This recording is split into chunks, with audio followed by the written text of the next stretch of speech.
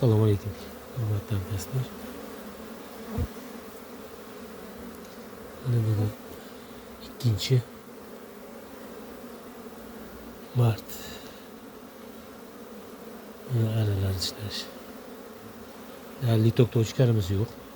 Tepada litok ochiq, o'zlari kirilicha ochib qo'yishibdi. Pastda mana 2 ta ara kirib chiqadigan qilib biz 2 ta 3 ta ara kirib chiqadigan tijik qo'yganmiz.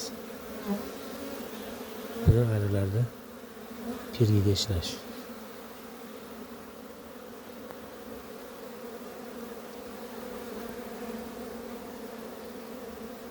Faqat kun sal issa bo'ldi. Mana isimasa ham bugun mana hozirgi paytda 10-12 gradus issiq shekilli.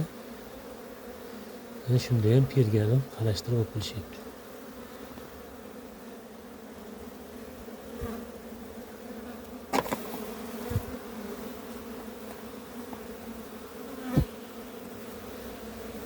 Nisbatan ochib qo'ydik.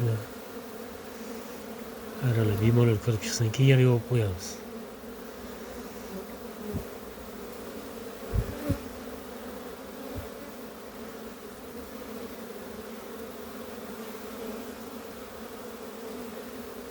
Mana shunday har biri pergiga ishlaydi.